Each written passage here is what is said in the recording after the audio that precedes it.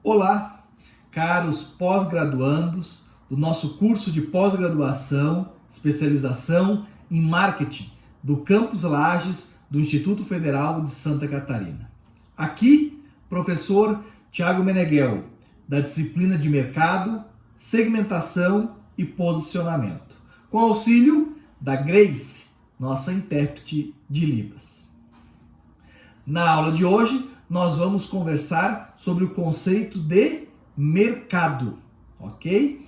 E esse é um conceito muito importante para marketing. Por quê? Porque nós já vimos em aulas anteriores que marketing é o estudo do mercado, ou a administração mercadológica, ou, de forma mais simplificada ainda, o departamento da empresa ou da organização que cuida, que olha, que organiza a empresa, que orienta a empresa para o mercado. Então, se marketing tem essa relação tão próxima com mercado, esse tema e esse conceito, né, é muito importante para que a gente possa entender todo o nosso caminhar na nossa pós-graduação em marketing, ok? Então, venham comigo, vamos lá dar uma olhadinha. O que é mercado? Veja bem, quando alguém fala para você, eu vou ali no mercado. Lá em Salvador tem o mercado modelo. Lá em Florianópolis tem o mercado público. Houve uma baixa. Nós estamos com uma crise no mercado. Veja que todos esses conceitos, ou todas essas palavras, são familiares para você, né? Só que elas têm significados muito distintos, né? Quando alguém diz assim, eu vou ali no mercado, você entende que ele está indo num comércio, né? E vai comprar ali alguns produtos. Já não tem nenhuma relação com uma crise que nós tivemos, por exemplo, no mercado imobiliário, né? Apesar de ser a mesma palavra, tem aí posições, né? Tem aí colocações, tem aí significados muito distintos. Mas não é possível que uma única palavra seja utilizada para coisas tão distintas sem nenhuma razão. Realmente não é. Há algo que reúne o conceito de mercado. Mercado é aonde a oferta encontra a demanda. Mercado é onde a demanda encontra a oferta. Ou seja, mercado é onde quem está querendo vender encontra quem quer comprar. E quem quer comprar algo encontra quem quer vender alguma coisa. Correto? E aí, dessa forma, nós universalizamos esse significado, correto? Quando alguém diz assim, eu vou ali no mercado, ela está indo ali num local onde ela pode encontrar, né, os produtos que ela deseja e alguém vai querer vender aquilo para ela. Quando você diz assim, tem uma crise no mercado imobiliário, isso quer dizer que no universo de pessoas que querem vender imóveis e no universo de pessoas que querem comprar imóveis, está tendo uma crise, correto? E assim, quando eu digo, o mercado público de Florianópolis, o mercado modelo de Salvador, com certeza é um lugar onde existe a relação de compra e venda. Certo? Muito bem. Então, esse é mercado. Se nós formos olhar aqui a definição de Kotler, né, que é o nosso grande guru aí do marketing, ele diz assim, mercado é o processo de troca entre o grupo de produtores, vendedores, que aqui nós podemos também chamar de oferta, e os consumidores, né, que aqui a gente pode chamar de demanda, que acontece no ambiente que denominamos de mercado. Esse local de troca, que no passado era geralmente um espaço físico específico e delimitado, né, era um mercado público, era um mercado, um supermercado, um hipermercado, enfim, né, era um espaço físico e delimitado. como o mercado público ou feira, por exemplo, hoje se expandiu e envolve até mesmo o virtual, como o ciberespaço e as compras pela internet. O mercado representa também o conjunto de compradores reais ou potenciais em posição de demandar produtos. Vamos ver com mais calma esses conceitos. Então, se eu digo que mercado é o local onde a oferta encontra a demanda, é importante a gente reforçar esses dois conceitos, né, que nós já vimos em videoaulas passadas. O que é oferta? Oferta é a quantidade de produto, aqui pode ser bem ou serviço, né, que os produtores, fabricantes, né, desejam fornecer para a venda durante um determinado período a um dado nível de preço. Então preste atenção. Quando a gente fala de oferta, a oferta é quem quer vender. Isso é muito raso, né? É quem quer vender num determinado espaço, período de tempo, a um determinado nível de preço. Por que a gente fala isso? Porque se a gente mexer em qualquer uma dessas variáveis, a gente mexe na oferta. Olha lá. Essa aqui, então, é a lei da oferta. É como se comporta, né, no mercado a oferta.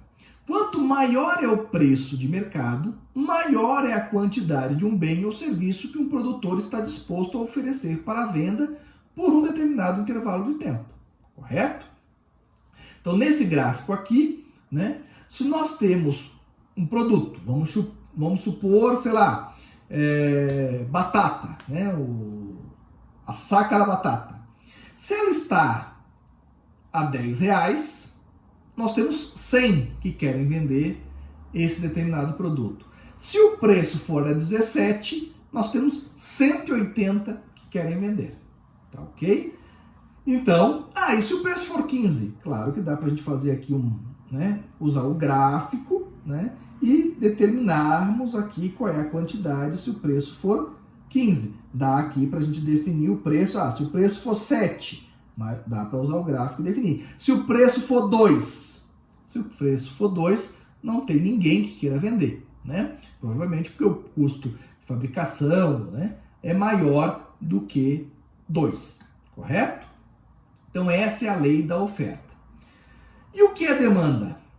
Demanda são desejos por produtos específicos apoiados por uma possibilidade de pagar e também um determinado tempo, certo? Então, demanda. Qual é a demanda que nós temos, por Ferraris no Brasil? É uma demanda pequena. Por quê? Porque as pessoas não têm desejo, não gostam, não querem Ferrari? Não, elas querem. Elas não têm a possibilidade de pagar. Se não tem possibilidade de pagar, não é demanda. Mas R$2, a maioria da população brasileira tem R$2. Então a demanda por jiló, por berinjela, é praticamente infinita. Todo mundo é demanda para berinjela. Não. Por quê? Porque aí há uma possibilidade de pagar, mas não há um desejo específico sobre esse produto. Logo, também não temos demanda. Então, demanda, eu preciso ter desejo por um determinado produto, condições de pagar em um determinado tempo. Ok? Olha lá. Demanda é a relação entre o preço e o total de produtos que os consumidores estão dispostos a adquirir num determinado período de tempo. A demanda é definida como uma relação que descreve o quanto será adquirido a cada nível de preço, com renda, preço de outros produtos e condições socioeconômicas. Lembra que quando eu acabei de mostrar na oferta que para cada preço, né, há uma oferta, uma quantidade de fornecedores, uma determinada quantidade de bens que são colocados à venda. A demanda é a mesma coisa, né? Para cada preço há uma quantidade de pessoas que querem aquele bem. Só que, claro, se o gráfico da oferta ele sobe quando sobe o preço, o gráfico da demanda é o oposto. Ele cai, né, quando sobe o preço, né? Então, veja bem, se eu tiver um produto, né, que custa R$4, né? Aqui no caso específico desse exemplo, são milhões de maçã, né, por semana. Então, se o preço da maçã estiver em R$4, eu tenho uma demanda por 400 milhões de maçãs por semana, certo? Agora, se o preço sair de 4 e for para 6, a minha demanda por maçã cai à metade, correto? Ela vai de 400 milhões de maçã por semana para 200 milhões de maçãs por semana. Então, o preço sobe R$2, a demanda cai pela metade. E se o preço subir mais R$2, for a 8, aí então a quantidade de maçãs demandadas é de 100 milhões por semana. E se o preço for 5? Bom, se o preço for 5, nós temos que usar o gráfico aqui e nós vamos também saber aqui quanto que vai ser a quantidade demandada. Ok? Muito bem. Há um limite, obviamente, né? Mesmo que o preço seja R$1, as pessoas não vão comprar maçã à revelia, né? Então, há um limite aí da curva de demanda. Bom, essa curva de demanda, ela é estática? Não, né? Essa curva, ela se movimenta. Ela pode ir, veja aqui nesse gráfico, mais para a direita num determinado mercado, tá? Num determinado grupo de pessoas que querem comprar e vender. Mesmo assim, essa curva pode vir um pouco mais para a direita ou mais para a esquerda. O que significa? Veja bem, vamos pegar esse exemplo aqui, né? Aqui parece, pelo preço, né, parece o valor de um carro, vamos supor, né? Então, é $20 mil, né, ou R$20 mil, tanto faz, né? Então, se o preço for 20 mil, né, nós temos aqui uma demanda por 18. E, preste bem atenção, essa aqui é a curva da demanda, né? Nesse determinado tempo zero, vamos chamar aqui, né? D0, certo? Então, se o preço for 20, nós temos demanda por 18. Se o preço for 18 mil, é mais ou menos aqui a demanda é por 20. Se o preço for 16 mil, é mais ou menos por aqui, demanda por 22, né? E por aí vai. Só que acontece alguma coisa aqui nesse mercado que a curva se desloca para a direita ou para a esquerda. Então, apesar de o preço se manter em 20 mil, a quantidade demandada, quando a curva se desloca para a esquerda, cai de 18 para 14,4. Em compensação, quando a curva se desloca para a direita, mesmo que o preço se mantenha em 20 mil, a quantidade demandada passa de 18 para 20 unidades. A pergunta agora é: o que leva a curva de demanda a se deslocar para a direita ou para a esquerda? Bom, olhando muito rapidamente assim por cima, nós conseguimos identificar que, indo para a direita, há um certo enriquecimento da população, né? Mesmo o preço sendo o mesmo, as pessoas estão comprando mais. E o deslocamento da curva para a esquerda, aparentemente, nos parece um empobrecimento da população. Mesmo o preço se mantendo em 20, a quantidade demandada é menor. Mas é só isso? É só esse enriquecimento, esse empobrecimento que gera essa curva de demanda? Não, não é só isso, né? Então, pode ser aí um aumento da renda, né, ou uma diminuição da renda, né, que gera essa variação na curva, mas pode ser também a diminuição ou o aumento do preço de bens substitutos. Então vamos pensar assim. Vamos pensar no arroz, né? As pessoas compram arroz. Vamos supor que o preço do arroz está R$3 o quilo, certo? certo? E as pessoas têm uma demanda, então, por arroz, certo? Muito bem. Mas tem muitas pessoas que compram ou arroz ou macarrão. Se por acaso o preço do pacote de 500 gramas de macarrão, que era R$2, vier para R$1, é muito provável que a demanda por arroz caia. Veja que o preço do arroz se manteve, por exemplo, em R$3. Mas como o preço do macarrão caiu, as pessoas deixam de comprar arroz e compram mais macarrão. O oposto também é verdadeiro, né? Se o arroz está R$3, o preço do macarrão está R$2 e passa para R$4, é muito provável que, mesmo o preço do arroz se mantendo em 3, a venda de arroz aumente. Então, a curva de demanda por arroz vai se movimentar, né, para a direita, sem ter tido nenhuma alteração do preço do arroz. Mas por quê? Porque houve uma alteração no preço de um produto substituto, no caso aí, o macarrão. Tá ok? Muito bem. Aqui também fala que há uma variação da curva de demanda quando há uma diminuição ou um aumento do preço de bem complementar. Bom, o que seria um bem complementar? Vamos continuar no nosso exemplo do arroz, certo? Arroz, né? No Brasil, quando a gente fala em arroz, já pensa em arroz e feijão.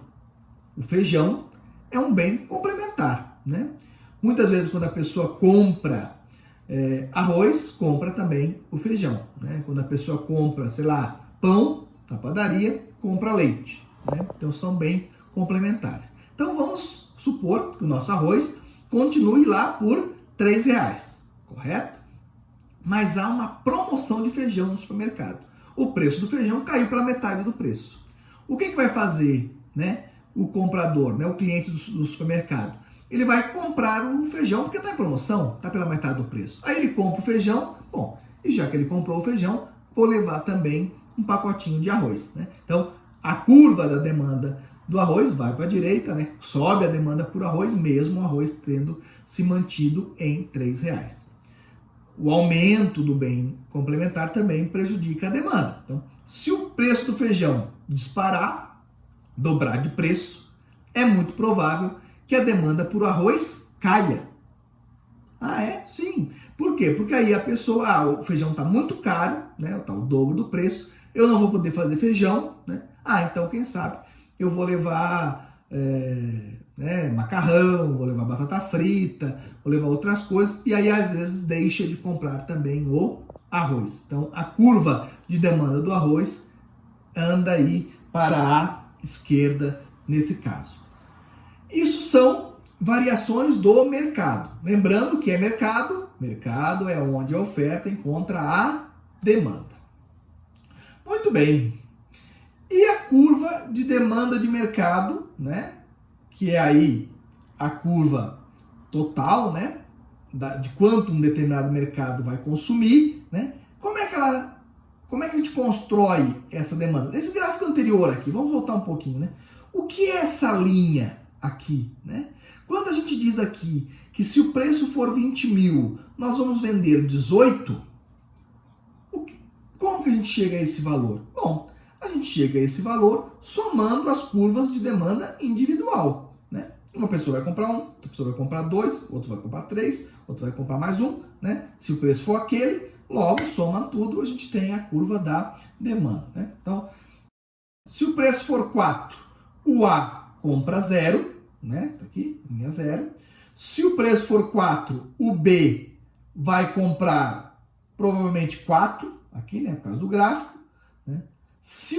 E o C, se o preço for 4, o C compra provavelmente aqui 7, né? Então, 0 mais 4 mais 7, a demanda, se o preço for 4, é 11, muito provavelmente, ok? E aí nós vamos somando, né? Se o preço for 3, o A já não compra 0, ele já compra 1 ou 2 aqui, né? Teria que ver exatamente aqui a posição no gráfico. né? Esse já compra quantos? Esse quantos? Se o preço for 3, somando essas 3 linhas, nós vamos ter esse ponto aqui no gráfico. Então, somando as curvas de demanda de cada consumidor, nós temos a demanda de todo o mercado. Bom, uma outra coisa muito importante para o gestor de marketing, quando ele olha para o mercado, quando ele olha para esse espaço onde a oferta encontra a demanda, é ele entender a elasticidade da demanda. É ele entender como que os consumidores, né, de um determinado mercado se comportam em relação ao produto que ele está gerenciando, né, a parte de marketing, em termos de elasticidade. O que é elasticidade? Elasticidade da demanda é a resposta relativa à quantidade demandada em relação às variações de preço ou renda. Ela mede quão sensível é a demanda perante algum tipo de variação de preço ou renda. Então, o que é elasticidade da demanda? Elasticidade da demanda é quão sensível é o meu mercado, é a minha demanda, para variações de preço. Então, se eu faço uma variação de preço, nós vimos ali, naqueles gráficos da demanda, que se eu vario, né, se eu faço a variação do preço, eu faço a variação da quantidade demandada. A pergunta é, isso varia muito ou varia pouco? Quão sensível é o mercado à variação do preço? Aqui nós estamos falando de variação de mercados, né? Então não é assim a variação de um determinado produto ou de uma marca dentro do mercado, mas a variação de todo o mercado, tá? Vamos dar uma olhada nos exemplos. Olha lá. Uma demanda elástica, né? Uma demanda que varia bastante. A quantidade do produto é muito sensível à variação do preço. Veja bem aí esse exemplo aqui embaixo. Ó. Né, nós temos um refrigerante, ele está R$1. Ou, né, um bom preço. Ele enche a mão e leva 4 unidades. Agora, se o preço vai de 1 para 3, ele não compra nada. Né? A demanda cai muito porque houve uma variação do preço. E o que é uma demanda inelástica? É quando, apesar de existir uma variação de demanda, ela não é muito sensível. Né? Olha lá, demanda inelástica, a quantidade do produto não é muito sensível à variação do preço. Veja o exemplozinho aqui. Ó, o leite está 80 centavos. Ó, a cliente fica feliz e leva, vamos contar aqui, ó, 1, 2, 3, 4, 5 caixinhas. Certo? Agora o preço disparou. O preço foi para R$ 2,40. Olha lá, a cliente fica triste. Mas ela deixa de comprar, como no exemplo anterior aqui, ó, que o homem não levou nada? Não. Ela continua comprando 1, 2, 3, 4 caixinhas. Então, ela antes comprava 5 caixinhas, agora compra 4 caixinhas. A demanda caiu porque o preço subiu muito? Caiu. Mas caiu pouco, variou pouco, porque é uma demanda inelástica, ok? Muito bem. E o que influencia para alguns produtos terem demanda elástica e serem muito sensíveis e outros produtos terem demanda inelástica e serem pouco sensíveis?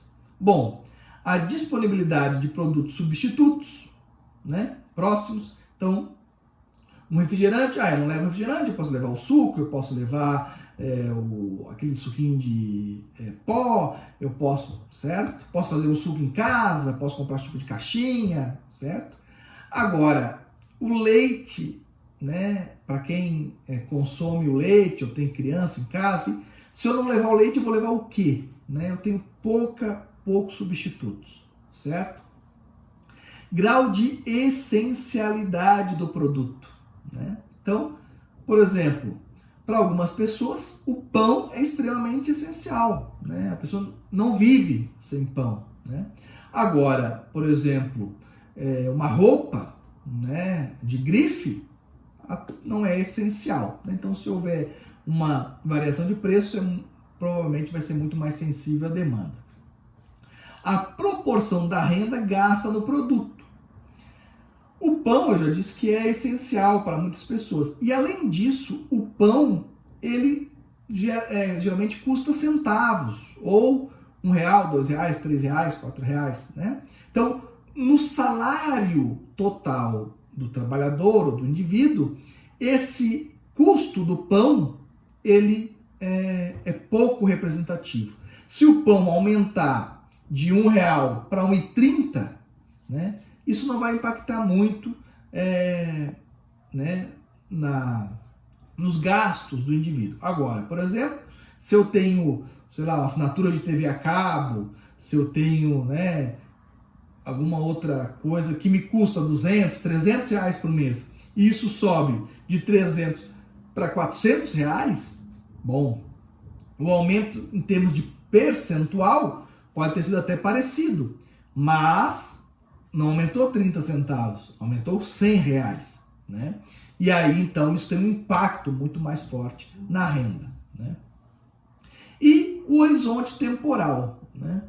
Se o consumidor identifica que esse aumento é uma questão de safra, de sazonalidade, que, por exemplo, leite, não, o leite sempre aumenta nesse período do ano, mas logo ele vai baixar e tal, o consumidor tende a continuar comprando, demandando determinado produto, né? Se ele acha que aquele preço, que aquele produto subiu e vai se manter num patamar muito alto por um longo período, ele começa a buscar produtos para substituir, ok? Entre outros fatores. E por que é importante o gestor de marketing entender a elasticidade da demanda? Bom, é extremamente importante, né? Uma decisão de precificação mal feita, né, pode aí levar a empresa à falência. Mas aqui, de uma forma bem simplificada, porque nós estamos numa videoaula muito curta e no início da nossa pós-graduação, basta a gente entender que a quantidade vendida, né, vezes o preço do produto é o que vai me dar a minha receita total, e não simplesmente o preço do produto. Então não é porque eu vou vender um produto mais caro, né? Eu estou vendendo ele a R$3, vou passar para 5. Não necessariamente a minha receita vai aumentar. Vai aumentar a minha margem de contribuição por produto, né, para pagamento dos meus custos fixos e que depois, né, pode me gerar lucro ou não, né? Mas não necessariamente isso é automático, né? Vamos a esse exemplo. Olha lá, nós temos aqui uma demanda inelástica. Ela se altera pouco, ela é pouco sensível à mudança do preço. Então, nós tivemos um aumento de preço de R$1 para R$3. Eu tripliquei o meu preço. Ele foi de R$1 para R$3. Mesmo sendo uma demanda inelástica, a demanda cai, mas cai pouco. Cai de 100 para 80. Bom, 1 vezes 100, né? Então R$1 o preço, vendo 100, a minha receita total é de R$100. Agora aqui eu tenho R$3 vezes 80, R$240. Então, a minha receita total aumentou de 100 para 240. Foi ótimo, né, eu ter aí aumentado o preço de 1 para 3. Mas, se a minha demanda for elástica, aí eu tenho um problema. Veja bem, aqui eu não estou triplicando o preço, como no exemplo anterior de 1 para 3. Aqui eu estou aumentando o preço de 4 para R$5. Mas qual é o problema? O problema é que a minha demanda ela é muito elástica, ela é muito sensível ao preço. Quando eu tinha um preço de R$4, eu vendia 50. Agora, com preço a R$5, eu vendo só 20. 50 produtos a R$4, eu faturava R$200 de receita. Aumentei o preço, mas agora só vendo 20, 5 vezes 20, 100. Então, apesar de eu ter aumentado o preço de 4 para 5, a minha receita total foi reduzida pela metade, certo? Então, o gestor de marketing, nós vamos ver isso ao longo da pós-graduação, tem que tomar muito cuidado com as estratégias de precificação, porque elas impactam, né, na receita total da organização e, obviamente, na sua lucratividade. Bom, vejam bem que aqui no primeiro slide eu falei que a elasticidade da demanda tem relação, né, com as variações de preço, né, mas também com a renda, né? E aí nós temos aqui alguns tipos de produtos, né? Os produtos, a maioria dos produtos são bens normais, né? O que são bens normais? Bens normais, o consumo aumenta quando a renda aumenta. Exemplo, a maioria dos produtos, né? Então, você tem uma determinada cidade, né? E essa cidade recebe aí investimentos, uma nova indústria se instala, um novo ramo, o setor econômico começa a se desenvolver e a renda daquela cidade, daquela população começa a aumentar. É muito provável que a maioria das lojas daquela cidade vão passar a vender mais, né? Por quê? Porque nós tivemos, a maioria das lojas vendem bens normais, roupa, eletrodomésticos, móveis, né, carros, e esses bens vão passar a vender mais porque houve um aumento da renda, certo? Mas além dos bens normais, nós temos os bens de luxo, né? Como se comportam os bens de luxo? O consumo aumenta mais que a variação proporcional da renda. Exemplo, carros de alto valor. E aqui na fotinho, né, eu coloquei aqui vinhos, ou aqui na nossa região de Lages, na Serra Catarinense, nós temos os vinhos de altitude. Muito bem. Voltamos ao exemplo dessa cidade que eu estava falando, né? Nós tínhamos uma população, de certa forma, empobrecida. A venda de carros de luxo, a venda de vinhos era muito baixa. Grande parte da população não comprava vinhos, né? A compra era zero, correto? Quando se instala essas indústrias, quando se desenvolve um setor econômico e grande parcela da população antes ganhava um salário mínimo, agora passa a ganhar 2, 3 salários mínimos, né? O salário passou de um salário mínimo para 3 salários mínimos, né?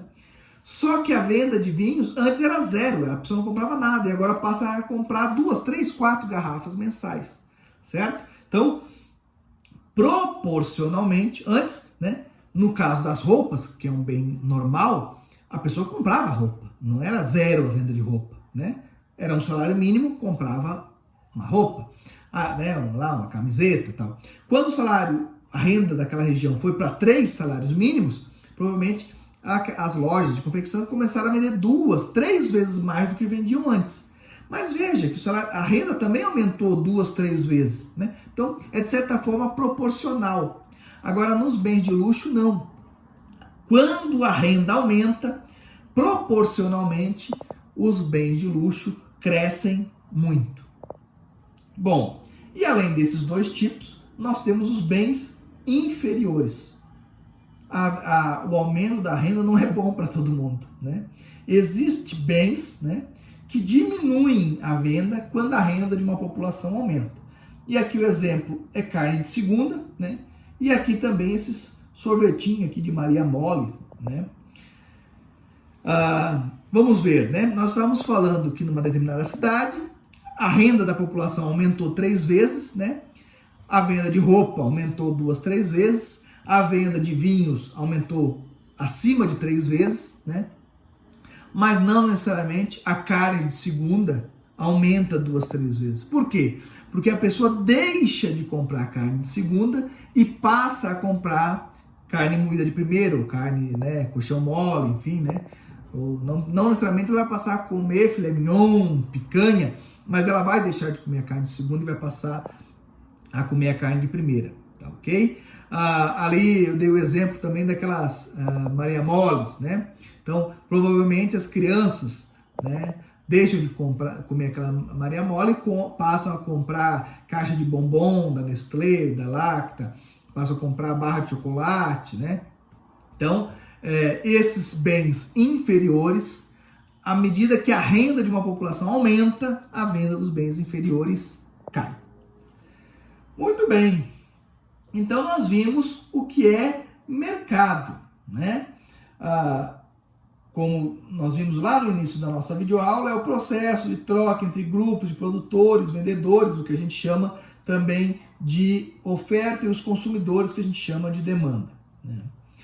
E aí falamos da curva da oferta, da curva da demanda, de demanda elástica e inelástica, que é aí a base de como funciona um mercado.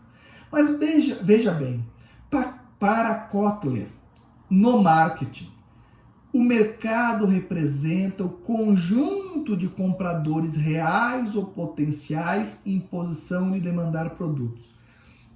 Então, apesar de que mercado é esse local onde a oferta encontra a demanda, no marketing, quando a gente fala assim, a minha empresa vai atuar num determinado mercado, nós estamos falando mais sobre o conjunto dos consumidores de uma determinada região ou de uma determinada segmentação. Até porque o mercado vai se dar mesmo quando a gente chegar e fizer a oferta do nosso produto, né? Mas esse lado da oferta, a empresa já subentende que é ela mesma, né? Ela e os seus concorrentes, né? E ela está focada, então, nesse outro lado do mercado, que é o conjunto dos compradores. Então, quando em marketing aparece a palavra mercado, em geral, é a esse grupo de demanda que nós estamos se referindo, certo? Então, mercado, de forma simples, é um grupo de consumidores que tem necessidades e interesses similares, poder aquisitivo e disposição para comprar. Veja que é basicamente sinônimo de demanda, né? Por quê? Porque você está esquecendo aí, né, da outra metade do mercado, que é a oferta, mas que aí é a própria empresa. Então, nós temos uma população em geral, né? E dessa população em geral, a empresa escolhe um mercado, que é esse grupo de pessoas que têm necessidades, disposição e condições de comprar, né? Onde ela vai atuar. E a empresa subdivide esse mercado, né? Porque o mercado como um todo é aquilo que a gente poderia chamar de mercado potencial, onde a empresa poderia atuar. Mas dentro desse mercado potencial existe, se ela não estiver entrando no mercado novo, né? Mas existe uma parcela do mercado que já são clientes dessa empresa, que a gente chama aqui de clientela. E existe uma outra parcela que é o mercado-alvo, que é para onde a empresa quer aumentar aí a sua atuação, né? Quer crescer. Então, obviamente que esse mercado-alvo ele vai se movimentando, né, dentro desse mercado potencial e dentro da população geral, né? Então, se a empresa conseguir, né, transferir todo o mercado-alvo para a clientela, ela cria uma nova categoria de mercado-alvo para onde ela vai atuar, né? Se a empresa começa a perder clientela, né, ela começa a tornar, provavelmente, essa parte que ela perdeu no seu mercado-alvo para reconquistar a parcela do mercado. E assim funciona. Tá ok, gente? Nós passamos aí muito rapidamente, né, os conceitos de mercado, mas que é um conceito extremamente importante, porque ao longo da disciplina e ao longo da nossa especialização nós vamos falar bastante aí no termo mercado, e é importante que vocês tenham na cabeça o que significa realmente mercado e, de forma especial, o que significa mercado para a nossa área mercadológica, para a nossa área de marketing. Tá ok? Muito obrigado pela atenção de vocês. Um grande abraço. Tchau, tchau.